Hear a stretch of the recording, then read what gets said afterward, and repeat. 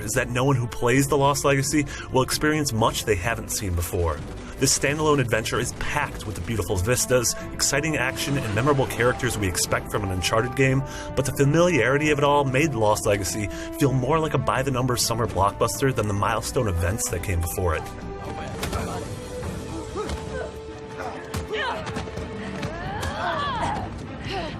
I had a distinct sense of deja vu with nearly every action scene of Lost Legacy.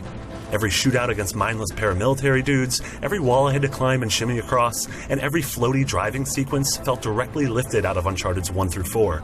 It feels like replaying a great linear action game. Still good, but without the novelty and suspense. The benefit of rehashing some of the high points of the series is that Lost Legacy mostly trims out some of the more tedious mechanics of Uncharted 4. In fact, it sometimes subverts expectations in clever, self-referential ways. Take this moment in the opening act, when you have to repeat one of those boring and ubiquitous crate platforming sections from the last game. Sorry about that. How about we avoid crates from now on? Okay, good deal.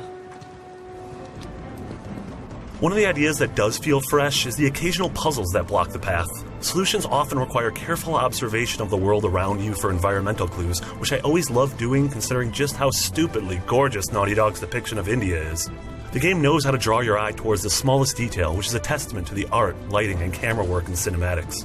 Lost Legacy looks and sounds spectacular in gameplay too. It's peppered with those iconic gameplay moments that make you feel like you're in control of a giant Hollywood action scene. I love how these thrilling sections always gave me a sensation of scrambling along the edge of a knife, barely surviving in one piece, even though they're largely scripted.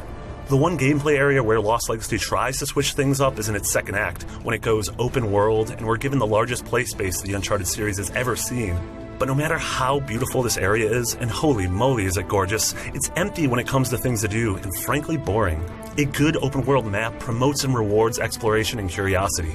Uncharted seemed to actively punish those things by filling the environment with surfaces that appear climbable but aren't, jumps that appear surmountable but inevitably lead to death, and there's no real incentive for poking around the world. For a game that's ultimately about a group of people trying to find treasure, I was disappointed to walk away from this open world experiment empty-handed. The main element that continued to propel me forward through the adventure is the fantastic dynamic between Chloe and Nadine. I really love the fact that Naughty Dog took these two side characters from past games and put them front and center in this pressure cooker. Exploring their backgrounds, discovering their motivations, and watching them grow was simply fantastic. It's remarkable how well the pair handle shifts between somber moments of gravity and light comedic interludes. Probably the biggest compliment I could pay the story and the characters is that at no point did I think to myself, man, I wish Nathan Drake were here. Uncharted: The Lost Legacy succeeds.